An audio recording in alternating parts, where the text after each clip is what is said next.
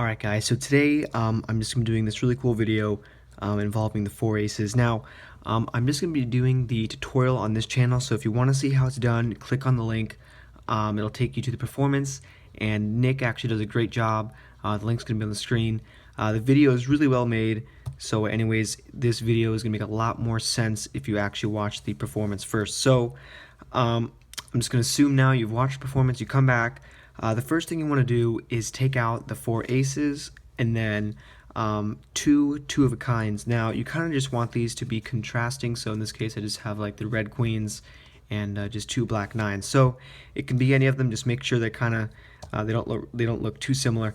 Now the first thing you want to do is take one of the aces, take your first selection, and then take another ace, then another selection, and then another ace. Now you want to remember just which order you put the queen or your first selection and your second. Just remember, if this is your first selection, you're going to be putting it in the deck first, and I'll kind of show you guys what that means. So basically, here's your setup. You take an ace, the first selection, another ace, the second selection, and then the 4th ace, and you're going to set that on top. Now remember, the first selection that we chose was actually the queen, so what you want to do is you want to take the queen and you're going to put this somewhere near the bottom of the deck, so right about here. So it doesn't really matter, just somewhere near the bottom. Then keep going, place in the second prediction, which is going to be right here.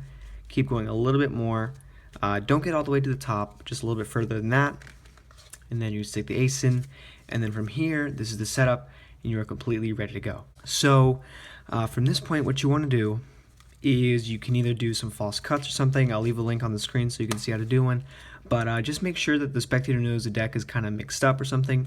And then at this point, what you're going to do is you're going to tell the spectator that you're going to make a few predictions. So you go through the deck, and the first thing you do is you look for that red queen, which should be somewhere, probably past it, but you want to look for your red queen.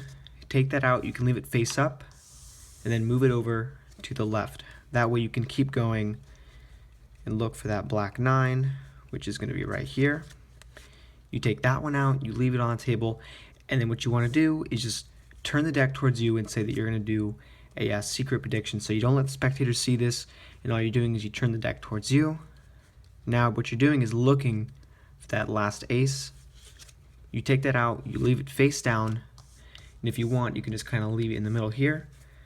And then at this point, what you need to do is you need to get a break underneath the top 2 cards, okay, between an ace and the first prediction. So at this point, let's say you're just misdirecting the spectators. You're telling them that you just picked 2 random selections, and then you're gonna have a secret one face down. Now, as you're saying that, you can either push off the 2 cards with your thumb, pull it back, catch a break, or you can just simply riffle your thumb down the top. Make sure you have 2 cards. Just any way you can get a break underneath the 2 cards. Now at this point, let's say you actually have this pinky break. What you want to do is, in the performance, what Nick does is he'll take the cards and he has his pinky break like this.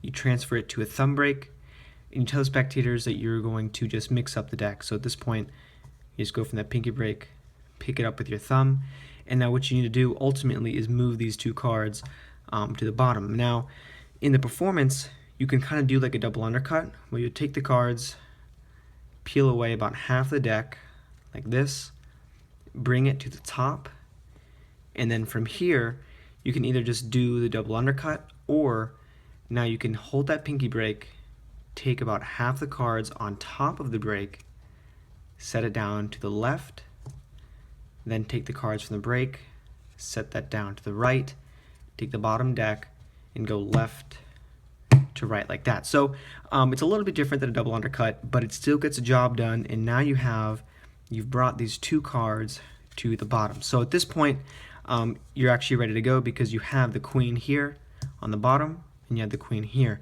So you can tell your spectators that you're just going to be dealing down some cards, and they can say stop whenever they want. So let's say we've dealt down a few cards, and we say the spectator says stop here. You take their queen, leave it face up, put the rest of the cards up. You can square it up from here. And now at this point, what you need to do is move this ace to the top. So it's really easy. You tell spectators, you're just misdirecting them, saying that, they could have said stop whenever they like. And all you do is come over to the left side with your pinky. You pull down the last card. So now what you have is a little pinky break here. Obviously your hand's going to be a little bit angled so they can't see it from here. So now you have that break. What you want to do is transfer this pinky break into a thumb break. Come over like this. And now you tell the spectators that you're going to cut up the deck. So right now you have one card in your thumb break. You swivel cut the deck. You take the half. And then all you want to do is move this card, this top card here. Cover up the rest of the deck. Drop it like this. Click the decks together like this. Place your right hand down and your left on top. So if you need to see it again, go ahead and rewind it. All I did is bring that ace to the top. And now at this point you have the other 9 on the bottom, so you're completely ready to go again. You can just tell your spectators to tell you when to stop dealing the card. So let's say we get to right about here, take their card face up, put the rest of the deck on top, and at this point you're actually ready to go. All you have to do is say, look, you can just snap your fingers, you can spread the deck, and now as you can show the spectators that their 2 cards are face up.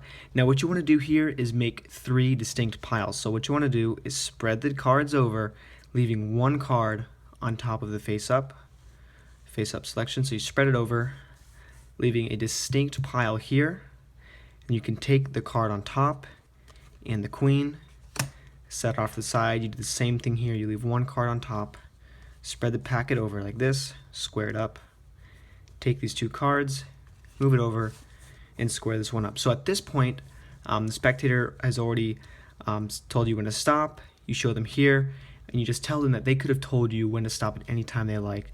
It looks like they've stopped at their soulmates for each card. And now at this point, the spectator's probably already going to be impressed. And then again, you say, look, I even made a secret prediction. You flip it over, and you say, not only did you stop me at the soulmates of my predictions, but you stopped me at the 4 aces. And you can flip the decks over and show them. And honestly, this is a really cool trick because it kind of has 2 kickers. You already show them the soulmates, you come back, and now you show them the 4 aces. So I hope you guys liked the video. Make sure you guys check out the performance. It's going to make a lot more sense. And as always, guys, thanks for watching.